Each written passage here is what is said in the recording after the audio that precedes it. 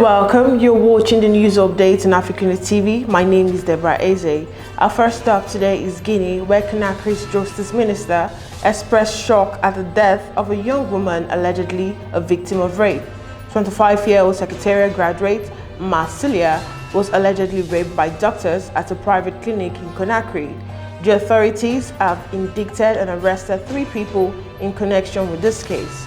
The victim died on November 20th in Tunis, where she had been evacuated for treatment following the alleged rape. And the Gambia, efforts to eradicate polio in the Gambia are facing scepticism due to the straws of COVID-19 vaccine, according to a medical officer in the West African state.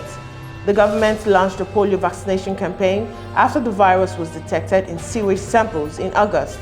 Vaccination teams and social mobilizers are going house to house to health facilities, to markets, and to border crossings to vaccinate children aged 0 to 59 months, that is under 5 years, with 2 drops of oral polio vaccine. And moving on, Kenyan President Uhuru Kenyatta and South African President Cyril Ramaphosa have called for increased cooperation to bring peace to conflict-ridden regions in Africa. This was at the start of Kenyatta's 2-day state visit to South Africa. In a meeting in Pretoria on Tuesday, November 23rd, the 2 leaders discussed the grave situation in Ethiopia and agreed that there is an urgent need for all parties to commit to an immediate, indefinite, and negotiated ceasefire. The 2 leaders also discussed the problem of Islamic extremist violence in South Africa's neighbor, Mozambique, and in other countries across Africa. And now we head to Nigeria, where the federal government on Tuesday snubbed the call by the United States and the United Nations for the implementation of the leaked report of the Lagos State Judicial Panel of Inquiry on restitution for victims of SARS-related abuses, rubbishing the report in its entirety. The panel had stated in its report that at least 9 persons were killed on the night soldiers and policemen stormed the toll gate to disperse the #EndSARS protesters, describing the incident as a massacre in contest.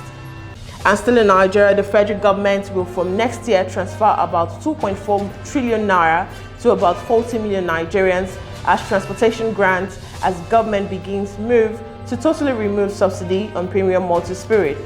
Most stakeholders are, however, uncertain of the feasibility of the plans, raising doubts on the source of funds and impact on volume of money in circulation, as well as transparency and accountability issues.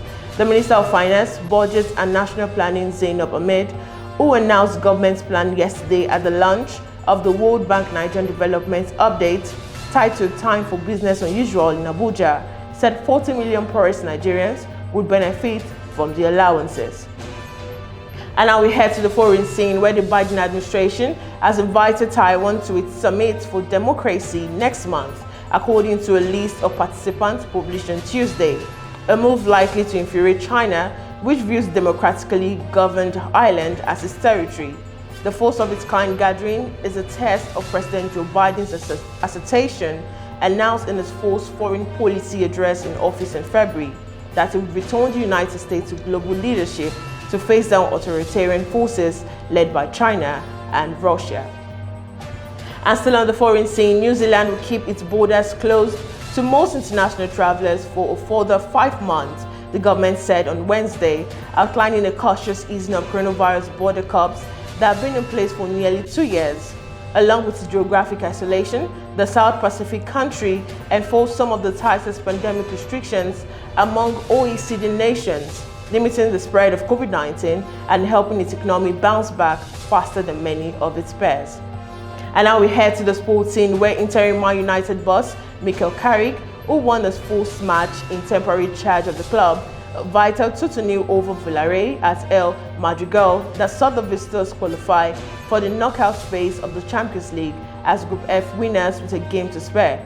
Carrick made 4 changes from Saturday's 4-1 humiliation at Watford, the most eye-catching of which was his decision to leave Bruno Fernandes on the bench. And finally, Tuchel admitted he's worried by the injuries suffered by Kante and Ben Chilwell during Chelsea's 4-0 thrashing of Juventus on Tuesday night. The Blues secured their place in the Champions League last 16 thanks to goals from Trevoh Chalobah, Reece James, Callum Hudson-Odoi and Timo Werner. But Kante and Chilwell are now doubts for Sunday's Premier League clash with Manchester United, having been forced off either side of halftime. And that's all we can take a news update today. Do ensure to follow all our social media platforms displaying on your screen and visit our website on www.africunia.tv to stay connected and updated to our news and programs.